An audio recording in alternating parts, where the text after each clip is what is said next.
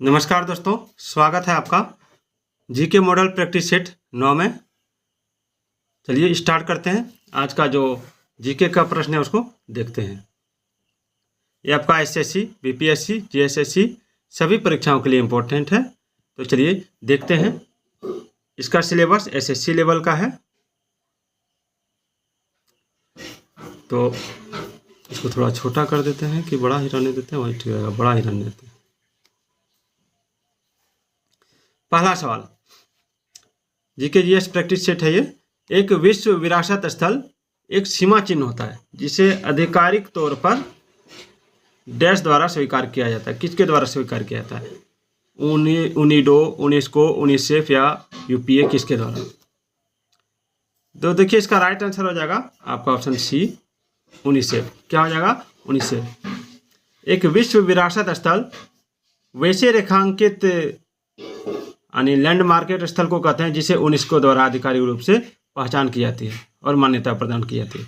ऐसे स्थलों का चयन जो है उसके सांस्कृतिक, ऐतिहासिक, वैज्ञानिक एवं अन्य रूपों से उसके महत्व को देखते हुए किया जाता है। चलिए अगला सवाल देखते हैं। अगला सवाल है, रविंद्रनाथ टैगोर को नोबेल पुरस्कार किसके लिए मिला था? रविंद्रनाथ टैगोर को नोबेल पुरस्कार किसके लिए मिला था? साहित्य, भौतिकी, शांति, आर्थिक अध्ययन। तो रविंद्रनाथ टैगोर को जो नोबेल पुरस्कार मिला था वो मिला था साहित्य के लिए। किसके लिए मिला था? साहित्य के लिए। ठीक है। और कब मिला था? तो 1913 में। ठीक है, 1913 में साहित्य का नोबेल पुरस्कार उन्हें प्रदान किया गया था, याद रखिएगा। और रविंद्रनाथ टैगोर का जन्म हुआ था 1861 ईस्वी में और उनकी मृत्यु हुई थी, देहांत हुआ था उनका 1941 ईस्वी में, याद रखिएगा। और नोबेल पुरस्कार प्राप्त करने वाला पहले भारतीय है। किस दवा का उच्च रक्तचाप के इलाज के लिए प्रयोग किया जाता है? तो उच्च रक्तचाप के इलाज के लिए प्रयोग किसका किया जाता है? तो इसका राइट आंसर हो जाएगा हाइड्रोलेजिन। हाइड्रोलेजिन कई ब्रांड नामों से उपलब्ध वैसी औषधि जो उच्च रक्तचाप के रोगियों एवं हृदय घात से पीड़ित रोगियों के उपचार के लिए प्रयोग होता है, याद रखिएगा। अगला है, चुकंदर पौधे का डैश भाग है। चुकंदर पौधे का कौन सा भाग है? तो देखिए चुकंदर जो है पौधे का रूपांतरित भाग होता है। ठीक है ना, इसमें जो हो जाएगा वो हो जाएगा मुख्य जड़। ठीक है, चुकंदर पौधे का रूपांतरित मूसला का मुख्य जड़ होता है, याद रखिएगा। अगला सवाल है, आनुवंशिकता की बुनियादी इकाई क्या है? आनुवंशिकता की बुनियादी इकाई क्या है? तो देखिए आनुवंशिकता की बुनियादी इकाई के बारे में पूछा गया है, तो इसका राइट आंसर हो जाएगा जीन। क्या है? जीन। ठीक है, क्या है? जीन, याद रखिएगा। याद रखिए कि आनुवंशिकता की आधारभूत इकाई जीन है, इसे बढ़िया से याद रखिएगा। एसिटिक एसिड को डैश कहा जाता है। एसिटिक एसिड को क्या कहता है? तो एसिटिक एसिड को सिरका कहा जाता है। क्या कहा जाता है? सिरका। ठीक है, और यह बाजारों में सिरका व्यापारिक नाम से उपलब्ध होता है, याद रखिएगा। 7 नंबर सवाल है, डैश एक ध्रुवीय सहसंयोजी बंध है। डैश एक ध्रुवीय सहसंयोजी बंध है। तो इसमें जो हो जाएगा वो क्या हो जाएगा? तो इसमें हो जाएगा आपका option A, P dash chlorine. ठीक है, एक ध्रुवीय सहसंयोजी बंध होता है, याद रखिएगा। अगला सवाल है, डैश कंप्यूटर की मेमोरी, अरिथमेटिक, लॉजिक यूनिट और इनपुट आउटपुट डिवाइस को बताता है कि किसी कार्यक्रम के इंस्ट्रक्शन का कैसे प्रतिक्रिया देना है। तो storage unit, input device, control unit या लॉजिक यूनिट क्या होगा?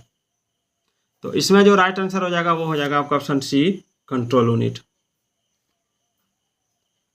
अगला है, अंग्रेजी डैश की शासकीय भाषा है। छत्तीसगढ़, मेघालय, असम, गोवा, कहाँ की शासकीय भाषा है? तो देखिए अंग्रेजी जो है मेघालय की शासकीय भाषा है, मेघालय की। अगला क्वेश्चन है, सागा दावा किस राज्य का त्योहार है? मणिपुर, त्रिपुरा, असम या सिक्किम? तो सागा दावा जो है ये आपका सिक्किम का प्रमुख त्योहार है, याद रखिएगा। ठीक है, एक ही मुद्रा की आपूर्ति पर यदि सरकार ने करों की दर कम कर दी है तो निम्न में से कौन सा सत्य है? एक ही मुद्रा की आपूर्ति पर यदि सरकार ने करों की दर कम कर दी है तो निम्न में से कौन सा सत्य है, ये पूछा गया। चलिए आइए देखते हैं इधर।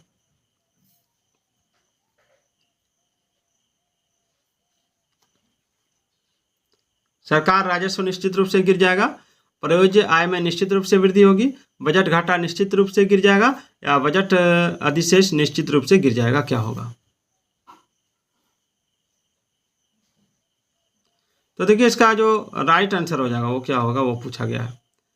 तो इसमें हो जाएगा आपका ऑप्शन बी, प्रायोज्य आय में निश्चित रूप से वृद्धि होगी, याद रखिएगा। अगला निम्नलिखित में से कौन सी एक ग्रीन हाउस गैस नहीं है? तो carbon dioxide green house gas है, याद रखिएगा। कार्बन डाइऑक्साइड जो है ग्रीन हाउस गैस है। जलवाष्प भी आपका ग्रीन हाउस गैस है, ठीक है, और नाइट्रस ऑक्साइड भी आपका ग्रीन हाउस गैस है, लेकिन ये आपका carbon monoxide green house gas नहीं है।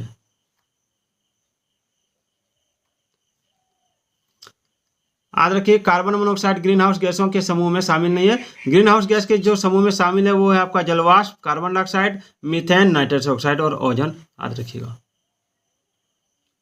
चलिए, आमों को कृत्रिम रूप से पकाने के लिए किस रसायन का इस्तेमाल किया जाता है? आमों को कृत्रिम रूप से पकाने के लिए किस रसायन का इस्तेमाल किया जाता है? तो देखिए आमों को कृत्रिम रूप से पकाने के लिए कार्बाइड, कैल्शियम कार्बाइड का प्रयोग किया जाता है, ठीक है, कैल्शियम कार्बाइड, याद रखिएगा।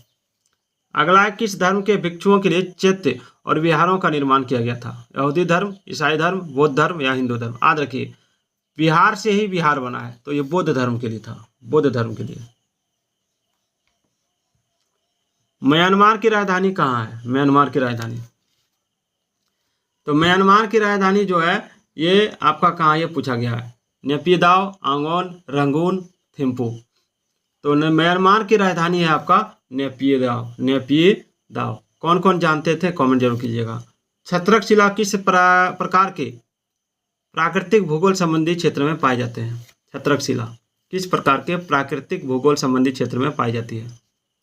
तो देखिए इसका राइट आंसर हो जाएगा आपका ऑप्शन ए, मरुस्थल में। पेमेंट यानी भुगतान के बारे में, ठीक है, भुगतान बैंक के बारे में निम्नलिखित में कौन सी विकल्प सही नहीं है? देखिए भुगतान बैंक के बारे में कौन सा विकल्प सही नहीं है, ये पूछा गया है। तो इसमें हो जाएगा आपका ऑप्शन सी, क्रेडिट कार्ड जारी किए जा सकते हैं।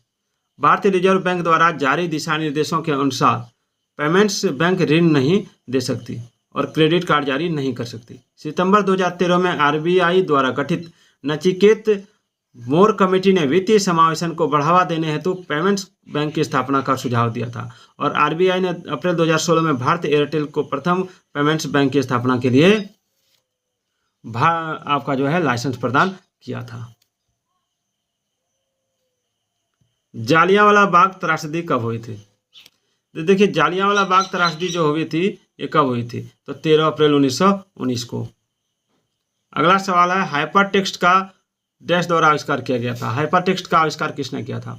तो देखिए हाइपर टेक्स्ट का जो आविष्कार हुआ था टेड नेल्सन द्वारा किया गया था, टेड नेल्सन द्वारा, ठीक है, याद रखिएगा। हाइपर टेक्स्ट एक कंप्यूटर डिस्प्ले था, याद रखिएगा। हाइपर टेक्स्ट क्या था? एक कंप्यूटर डिस्प्ले। किस खेल से वजीर, घोड़ा, राजा और रानी संबंधित शब्द है? तो शतरंज से।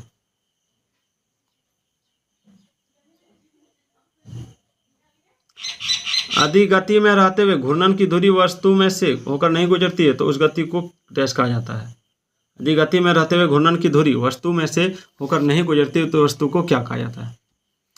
तो देखिए उस वस्तु को कहा जाता है कक्षीय गति। क्या कहा जाता है? कक्षीय गति। अधिक गति में रहते हुए भी घूर्णन की धुरी वस्तु में से होकर नहीं गुजरती है, तो उस गति को कक्षीय गति कहते हैं। अर्थात वह किसी वस्तु की गति वह गति है जो वृत्ताकार परिधि पर गति करता है, जिसे उपग्रहों की गति, ठीक है। किस देश का संविधान विश्व के किसी सार्वभौम देश में सबसे बड़ा लिखित संविधान है? सबसे बड़ा लिखित संविधान किस देश का है? तो सबसे बड़ा लिखित संविधान किस देश का, ये पूछा गया है, तो भारत का। अगला, कर्नाटक की संसदीय सीटों लोकसभा की संख्या कितनी है? लोकसभा सीट की संख्या तो 28 है। कितनी है? 28। अगला है, भारतीय संसद में बैठक का पहला घंटा किसके लिए होता है? तो भारतीय संसद में बैठक का जो पहला घंटा होता है वो होता है प्रश्नकाल के लिए। द जंगल बुक किसने लिखी थी? जंगल बुक लिखी थी आपका रुडयार्ड किपलिंग ने।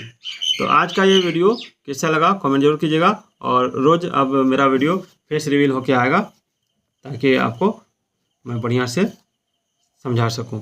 तो चलिए फिर मिलते हैं एक नए वीडियो के साथ, तब तक के लिए जय हिंद जय भारत।